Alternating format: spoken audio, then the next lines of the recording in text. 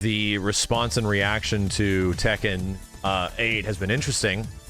Some people have had some good stuff to say about it, and I think people are generally excited about a more aggressive Tekken.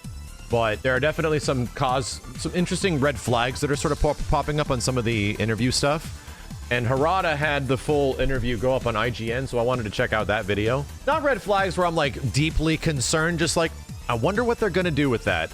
Because it definitely feels like there's more hold this situations, right?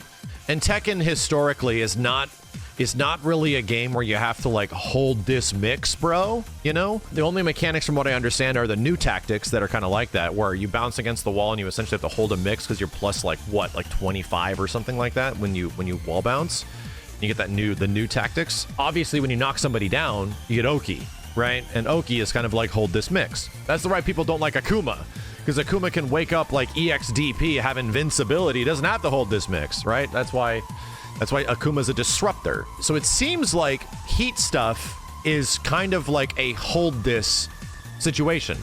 But although we don't know everything, right? We haven't actually seen exactly how the mechanic works. The way they show it several times really makes it seem like it is not a checkmate, but more of a, you have to deal with this mix up. You have to deal, if it's going to be a mid, is it going to be a low?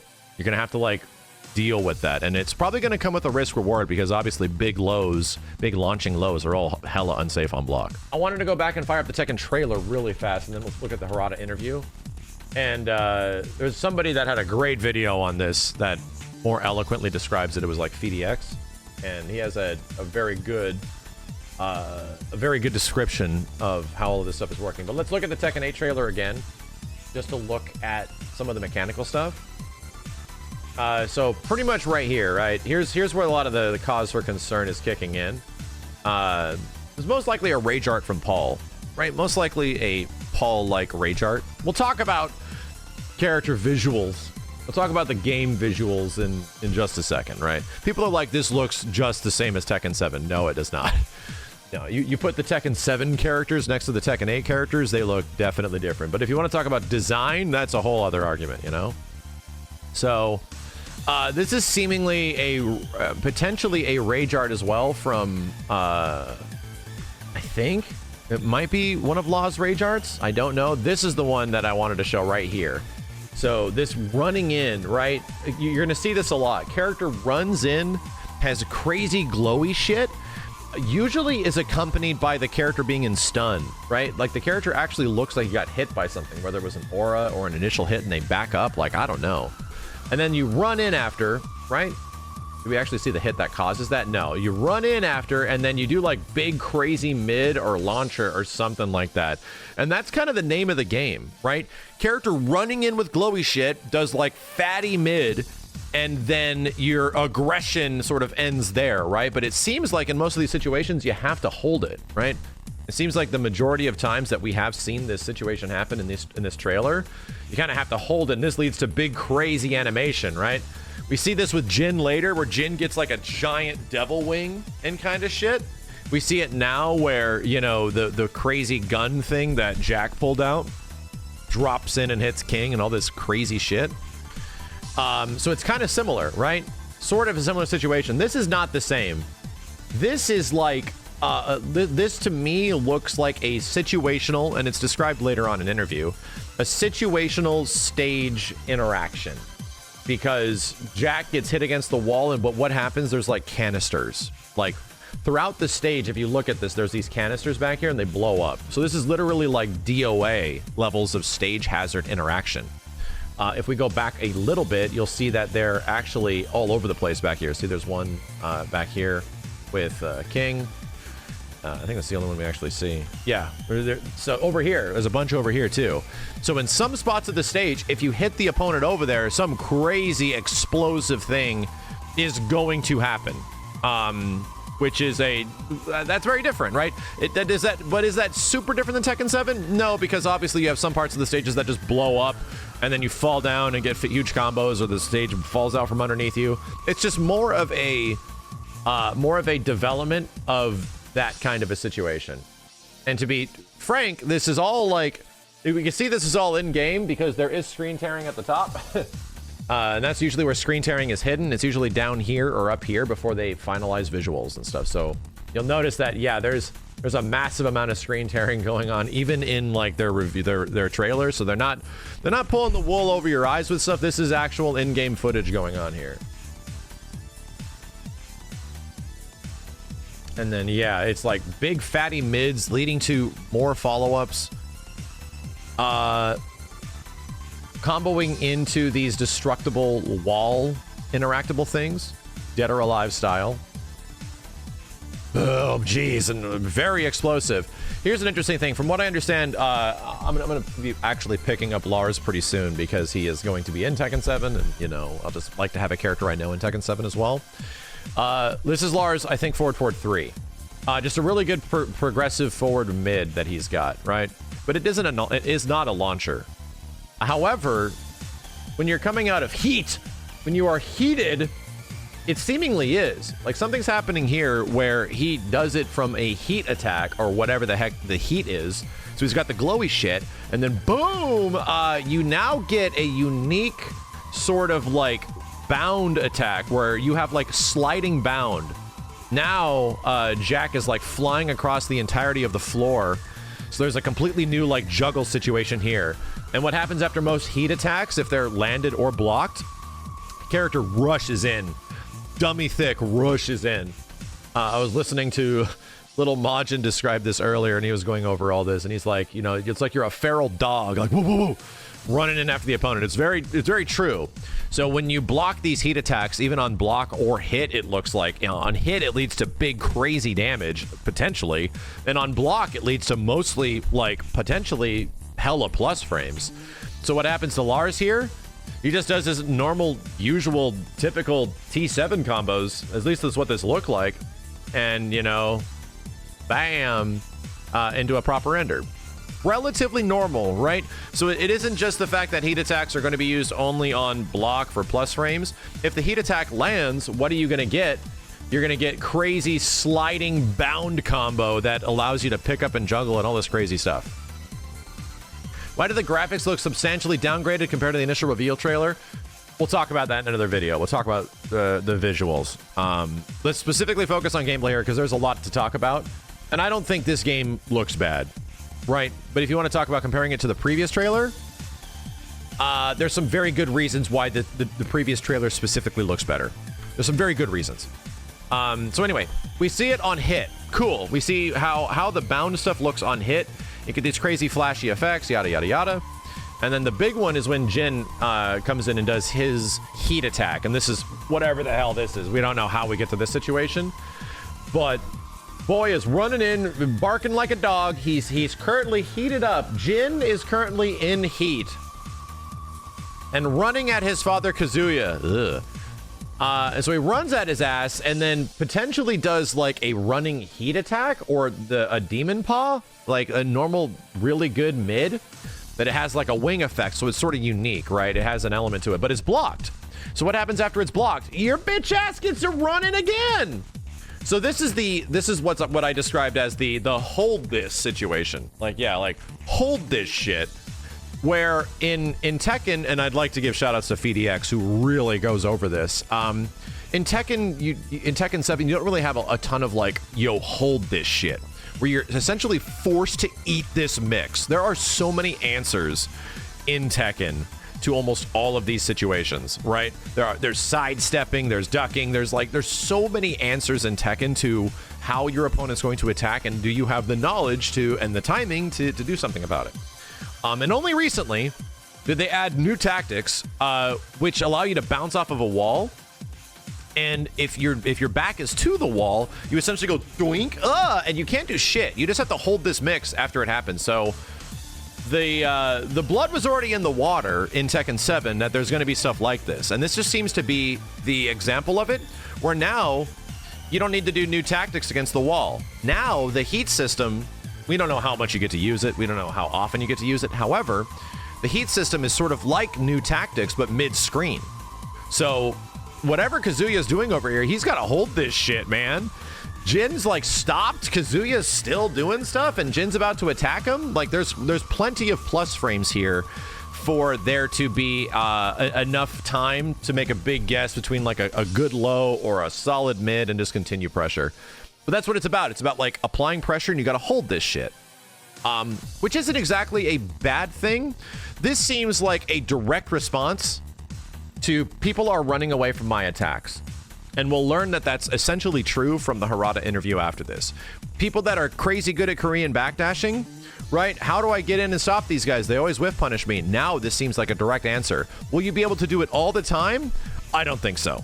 I don't think this will be a thing that happens all the time, but it will be a thing that happens like probably once every round or something like that. It probably will be a thing that happens about as often as Rage. So it's essentially trying to even the playing field of a very wide skill gap that Tekken has created that's existed since Tekken 5. Because as we can see here, Jin just gets a bunch of attacks. Kaz, like, is able to block a follow-up. He's able to, duck a follow-up and get, a proper punish.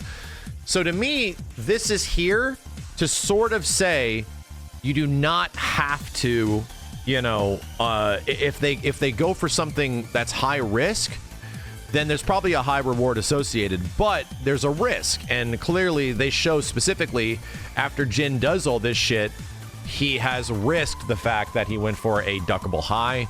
He got low crushed, or he got high crushed, sorry, and then gets, what is this, down forward 2, wall rising 2, something like that from Kaz. And big damage.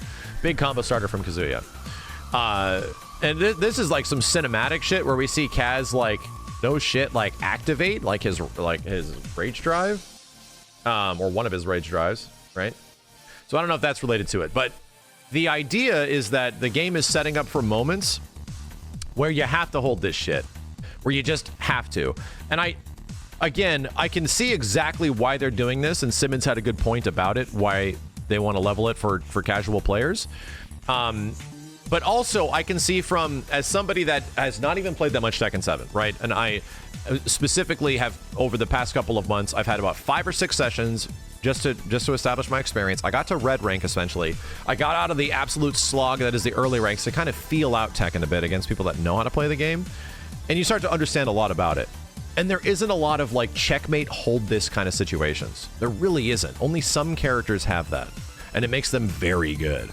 So for the game to essentially offer a mechanic that allows every character to do this with a really powerful mid, and you just go the fuck in and make you hold this shit, is going to be something that's very disruptive. As disruptive, if not more disruptive, than Rage Drive and Rage Art. It's going to be very disruptive to pure Tekken, right? To what pure grounded footsie's Tekken is, which it is. It's the best footsie fighting game there is, in my opinion.